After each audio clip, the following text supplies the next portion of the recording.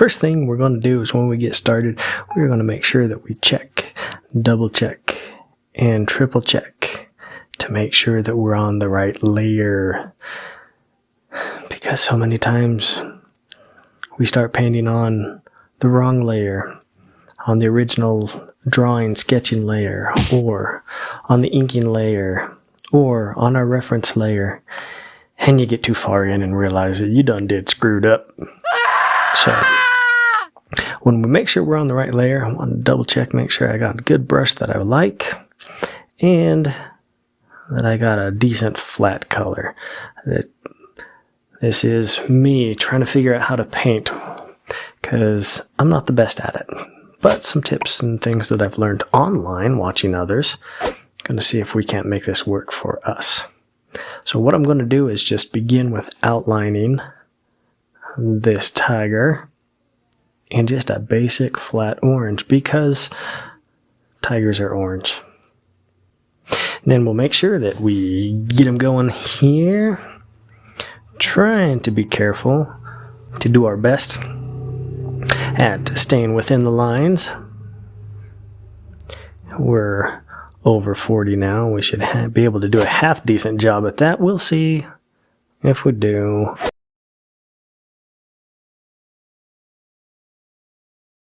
Not the greatest, but it'll work.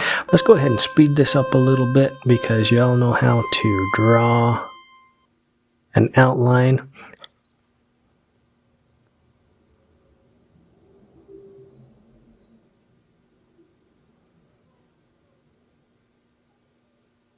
And yes, I'm really just outlining everything here,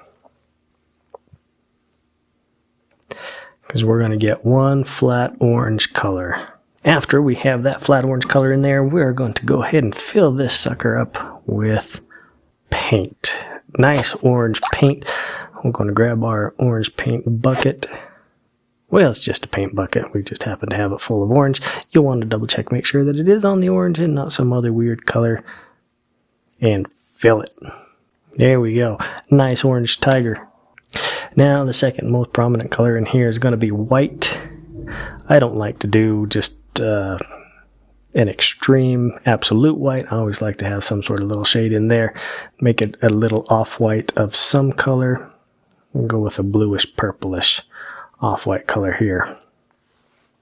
And then really I'm going to do the same thing. I'm going to outline those white parts. I'll put it on a completely separate layer so I'll have more control of it later, and I'm not destroying my orange paint layer, because it'll make it easier for me to make some fixes, changes afterwards.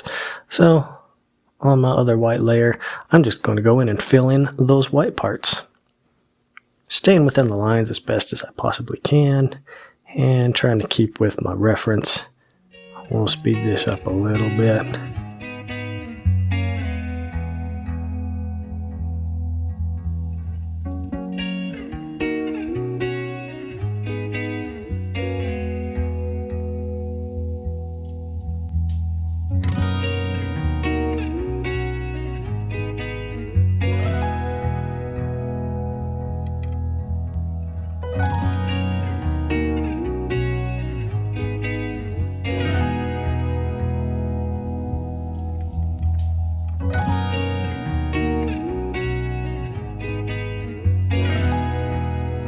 And there are my whites. So far, not too shabby. Between our whites and our oranges, this actually looks like a tiger. Not too shabby. Okay, so let's go in with another color here. Let's make his eyes. The whites of his eyes, we'll make them a yellowish. And maybe do a green for his pupils.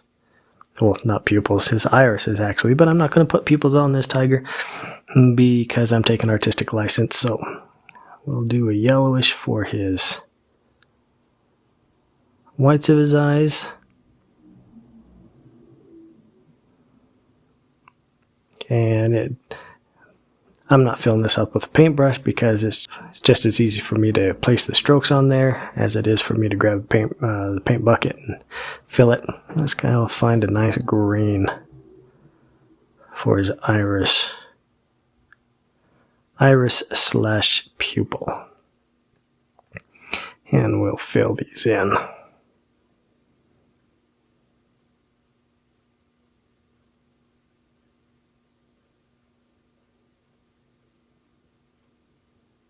Apologize for the camera shakes.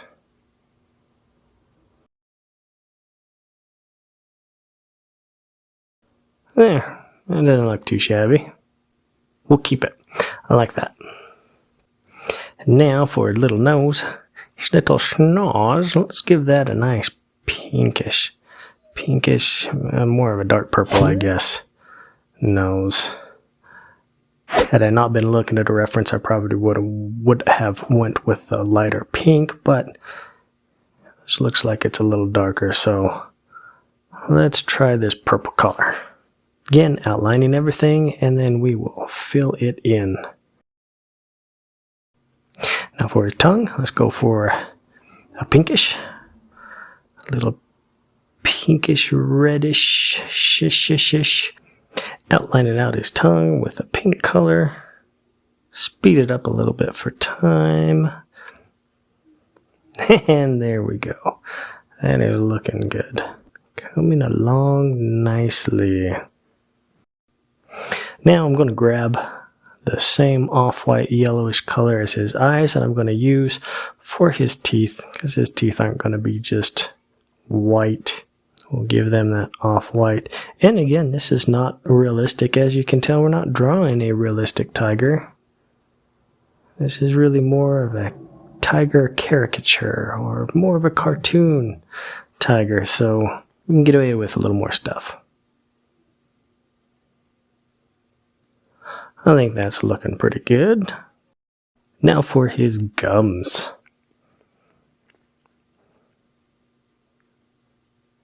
Now I'm putting a dark pink, mostly purple for these gums. They should actually be more of a light pink, but where they're mostly inside his mouth, mostly going to be in the shadow.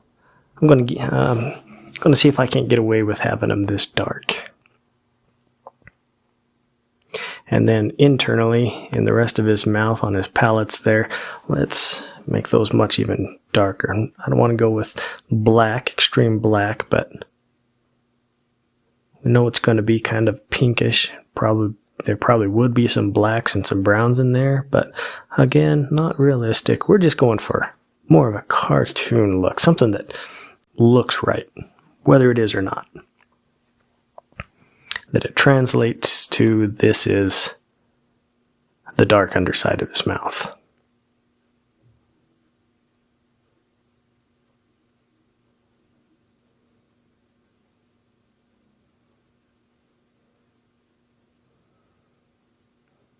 All right, it coming along not too shabby.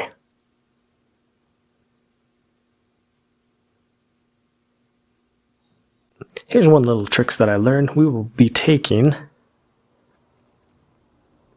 the color layer, and so what I'm going to do is I am going to duplicate all of these layers and make them one colored layer, and then turn that layer black.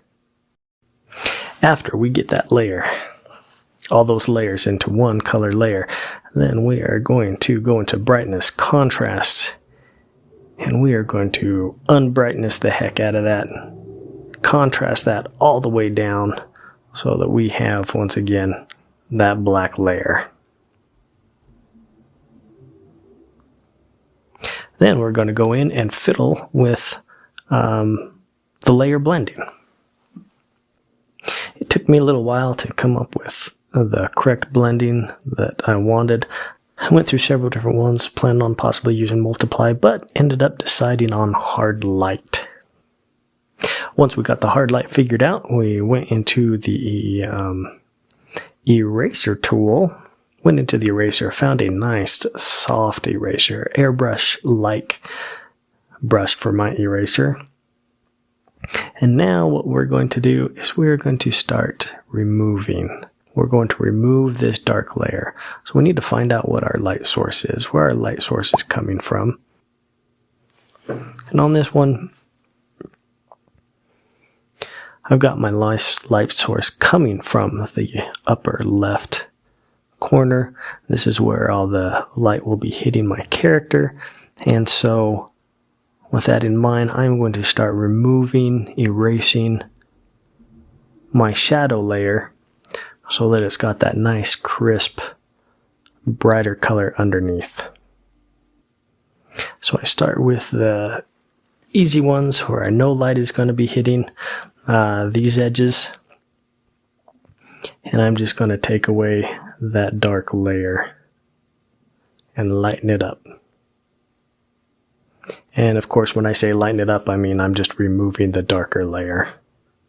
If I wanted to go softer, I could make my brush larger for my erase tool. If I wanted my lines to be sharper, I'd go with smaller brush for my eraser tool.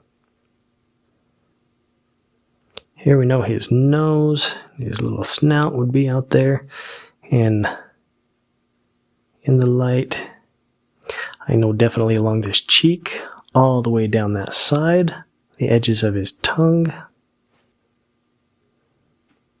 These tigers really are just gorgeous creatures, and I feel like, as someone trying to figure this out, I'm not quite doing it the justice it deserves, but still thinking that it's actually turning out not too shabby. Now I'm going to another layer. And using the selection option, I'm going to select this whole painted outline to be able to contain my darker paint job. Because I'm going in with a darker purple. This way I can keep it contained, and just my marching ants containment line. And then I can just do a nice soft purple to indicate even more of a haze of lack of light along the parts that would be in the shadow, just so it's not a completely too symmetrical light and dark, adding a little more depth to our shadow. When I'm just about happy where that is, I'm going to go back into my blending modes of my layer there. And again, fiddling around with different layer blending options to find the one that fits, looks the best. And what do you know, the one that I end up with is hard light. Crank down the opacity just slightly on it, and then go back into my main shadow layer to start chipping away even more.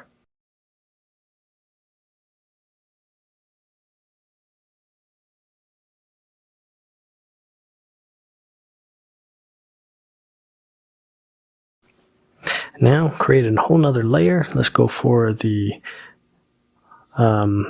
extra highlights, where this would show things if there's moisture, really some good sharp light glinting off of here. I'm gonna go bright white, and with a sharp, probably an inking brush, and put these highlights right on the edge of his schnoz. Show just a little bit of that light glinting off with some texture there. Go into the eyeball. One good bright light there. Maybe a second one.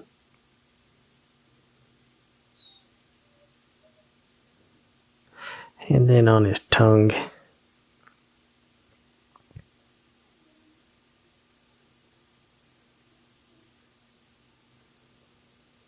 Good old slobbery wet tongue.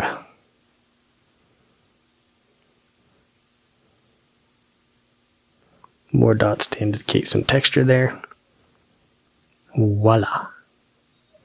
And now, to do the exact opposite, have more of a hard shadow. I'm going to go in with a darker bluish purple And just put that right on the edge of the darker spots. And once I have that all the way back in, or all those shadows that I want, we can call that good. Now, at the end of this, unfortunately, I added a little more extra. I smoothed out some of those harder shadows, played with them a little bit more, and added some more highlights because I decided to just throw in a faded jungle background in here. Unfortunately, I didn't get that on tape. So I added that faded background.